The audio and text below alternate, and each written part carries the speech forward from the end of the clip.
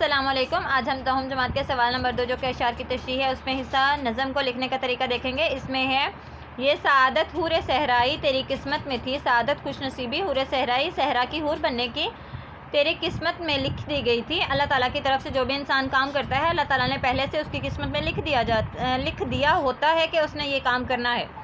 غازیان دین کی سکائی، غازیوں کو، دین کے غازیوں کو پانی پلانا تیری قسمت میں لکھ دیا گیا تھا۔ نظم کا عنوان فاطمہ بنت عبداللہ، شاعر کا نام علامہ اقبال۔ یہاں پہ اس نظم میں جنگ طرابلس کا ذکر ہوا ہے۔ ہم ذرا اس کو تھوڑا سا دیکھ لیتے ہیں کہ جنگ طرابلس کب اور کن کے درمیان ہوئی۔ یہ 1912 میں اٹلی نے طرابلس پر حملہ کیا۔ طرابلس میں اس وقت خلافت عثمانیہ کا دور تھا۔ ترکی کی حکومت نے اٹلی کے خلاف جہاد کا اعلان کر دیا۔ اب جہاد کا اعلان سنتے ہی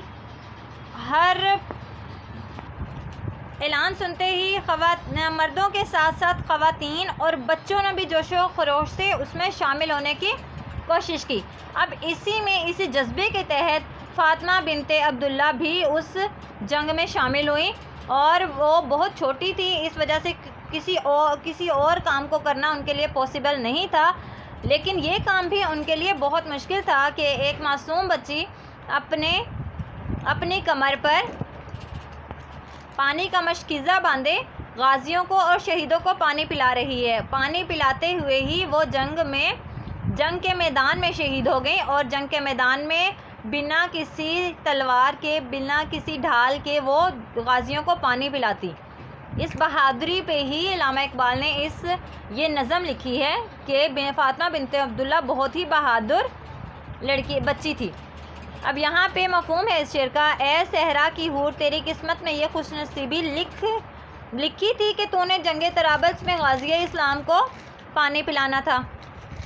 تشریح: اے فاطمہ بنت عبداللہ، تو صحرائی علاقے کی حور ہے۔ اللہ تعالیٰ نے تیرے مقدر میں خوش بختی لکھ دی ہے، تیری قسمت میں عزت اور سرفرازی لکھ دی ہے۔ تجھے صحرائی علاقے کی حور یا حور صحرائی کے لقب سے پکارا گیا۔ دوسرے مصرع میں شاعر کہتے ہیں کہ میدان جنگ میں لڑنے والے مجاہدوں اور زخمی ہونے والے غازیوں کو پانی پلانا ایک بہت بڑی سعادت اور خوش نصیبی ہے۔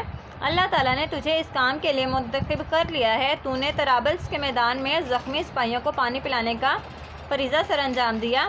میدان جنگ میں تھکے ماندے سپاہیوں کی پیاس بجھانے کے لیے بھاری بھرکم مشکیزہ اٹھائے رکھا۔ نو عمری اور کمزوری کے باوجود بے مثال جرأت مندی نے تجھے تاریخ میں امر کر دیا، زندہ کر دیا۔ بقول شاعر، پانی پلانا وہ تیرا دوزخ سی آگ میں، پانی پلانا وہ تیرا دوزخ سی آگ میں، تعظیم دے گیا تجھے، توقیر دے گیا، بڑائی بھی دے گیا اور عزت بھی دے گیا۔ شکریہ۔ اس طرح سے ہم کریں گے تشریح۔